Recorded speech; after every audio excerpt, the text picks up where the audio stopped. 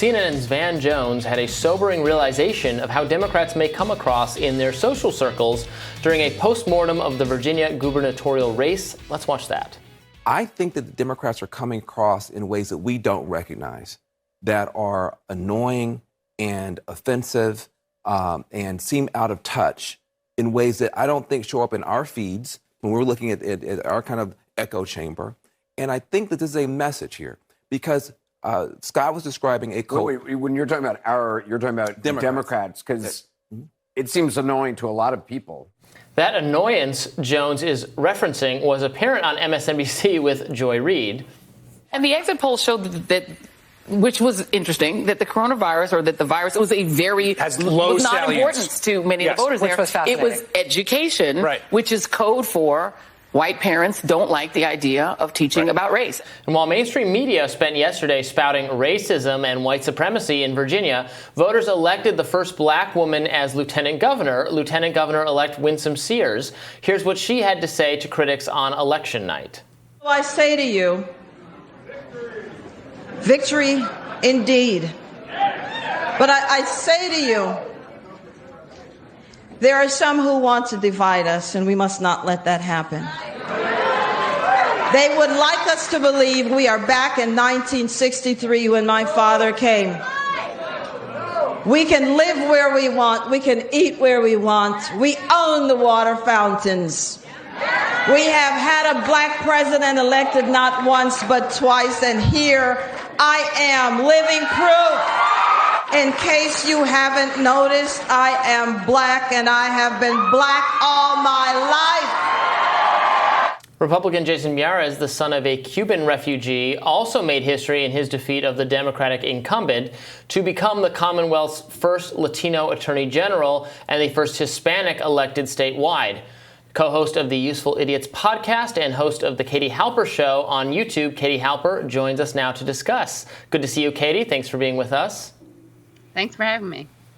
So, I was flipping back and forth during and after the election results between CNN and MSNBC and hearing a lot of, from Reid and others, Van Jones' moment of clarity notwithstanding, that, parents are they're racist, I guess, if they're upset about this. There was a lot of, let's start hunting down white women, kind of metaphorically speaking. I don't know, you're a white woman. Do you feel, how do you feel after this?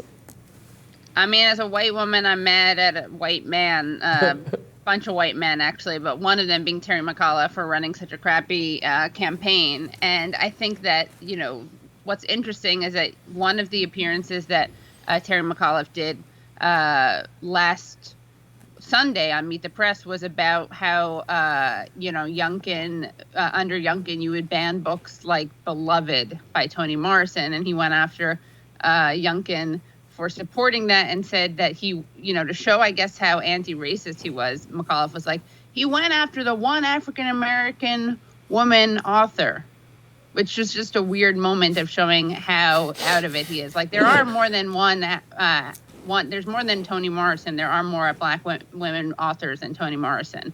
But you just get the sense when people are shamed, you kind of can't have both of these ideas at the same time. If all Virginian voters are racist, then why are you going to shame them for being racist and expect to win? I mean, it's obviously not about that, because if it were, you wouldn't be able to run, or you wouldn't try to run by going after Youngkin for going after a black female author. Yeah, that hits on something I've noticed. It seems like simultaneously Dems, media, allies, et cetera, are saying there's no reason for them to be upset about, for parents, Republican voters to be upset about. There's nothing here. They're saying that, and they're also saying, well, there's something here, but they're racist for being upset about it, which are mutually exclusive positions. Well, yeah. I mean, I think what's really mutually exclusive is you're all a bunch of racists, and an appeal to a sense of anti-racism. I mean, really what this comes down to is that, and the Dems know this, and they should know this, when they lose on culture war, there's nowhere you can go if you don't have economic solutions, which the Democrats just don't have, not thanks to progressives who are actually fighting to put solutions out there, but thanks to these moderate Dems who are, diagnosed Dems in names only, although the Dems are so corporate, what does that even mean these days? But honestly, you can't. How are you going to win if these people are such conservatives and so racist on social issues? And you have to offer economic issues. And I'm not saying that's necessarily true.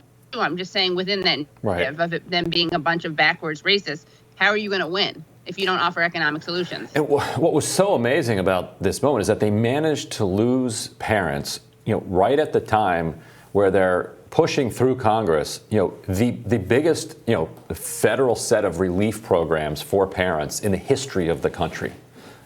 Child care, child tax credit, the family leave is on may or may not wind up getting in, but trillions over time, dedicated towards relieving a lot of the burdens that are on parents. And in the midst of that, you see a massive swing among parents against you.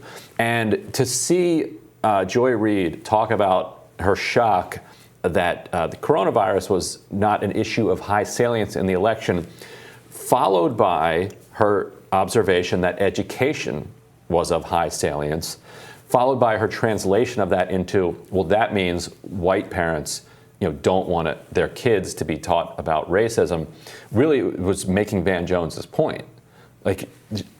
MSNBC, it feels like, would be a lot better off if they would have one of those parents on the set, and Joy Reid could say that to them directly, and then have the parent respond. That would be great. This is a parent who has been a Democrat their whole life, voted for Joe Biden, voted for Barack Obama twice, have been voting for Democrats their entire life, up and down the ticket. And voted for Winsome Sears, a black woman. Right. Although, anyway, we can talk about that phenomenon, separately. But why did Van Jones get it, but Joy Reid doesn't? Oh, because, not to be, I don't have a lot of nuance here. I'd say because Van Jones is smart.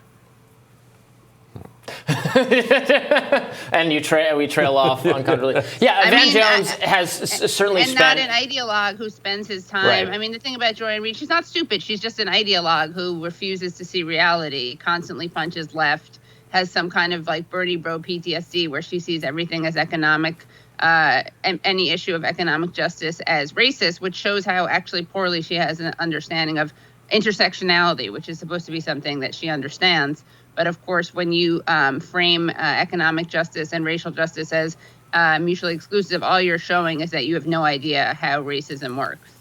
Van Jones has done a lot of sort of uncomfortable conversations with people he disagrees with that I think has really benefited him. He was central in getting the First Step Act passed, which required him to work with a lot of odious exchanges people. That he and, of all people, Rick Santorum had on CNN during Rick Santorum's time on CNN, I thought were very interesting. They were better. It's so funny when cable news does this. They have everyone on the panel. Everyone agrees. There's no disagreement. There's no displaying of view. What is anyone learning? What are you getting out of this? Yeah. And for a while, they had that dynamic. And then, of course, they let Santorum, again, not someone I generally like or agree with, but they were having really good conversations, and they got rid of him for some controversy that was probably stupid. And also, to be fair, poor Joy Reid works at MSNBC, and you can't get a job there unless you work for the Bush administration or you're a total neoliberal. So, she has an incentive to make these terrible calls. Right. Yeah. So, Katie, do you have any faith that Democrats are going to, course correct here? Or are they going to continue to, and their allies in the media, are they going to continue to talk down to people in this even if on policy, you're saying, and Ryan's saying, there's a lot of things that parents, for example, would like, but they keep talking down to people, and so then they can't sell it. Yeah, but they also aren't bringing, there are some great things that are happening economically, but there's so many failures, right? They can't even get the negotiating drug prices for seniors in there. So how much can they really point to their economic victories when when Democrats are standing in the way? They can't get their own party to pass these things. And I do think that what we're seeing, obviously the answer to your question is that no, there's no aha, there's no Republicans are much better at this. They actually look at what they did that got them this shellacking, as Obama called their loss, calls a loss. But the Democrats have never done that.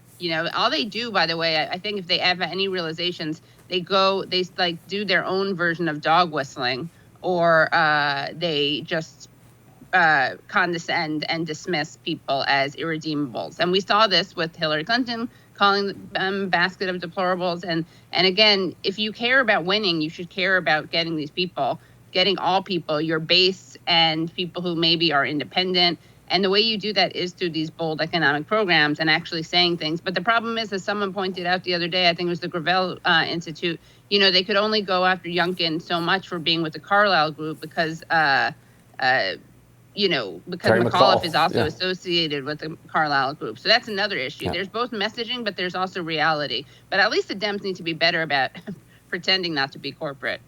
Right, yeah. McAuliffe invested in the Carlyle group. And so any effort that he would have tried to do with the Carlyle group what Democrats very effectively did in 2012 with Mitt Romney and Bain Capital would have backfired. If Obama was like a wealthy investor who had invested in Bain Capital, then they wouldn't have been able to run that populist campaign, which was a genuinely populist campaign in 2012, which they haven't tried to do since then. Although Biden's was a little bit, although he basically didn't campaign. Right, he didn't campaign. He was in the basement, and as we know, that nothing would fundamentally change. And really, just quickly, we have these. If there's any doubt where the media is on this narrative, I mean, we saw person after person, CNN, MSNBC, kind of hammering the progressives, asking them why they wouldn't get on board. It was never really why won't the moderates get on board. The progressives were the stubborn ones. And if you have any question for how out of touch CNN is, Breonna Taylor had a special where someone was showing how bad inflation was. And of course, inflation has been one of the main arguments against the bill.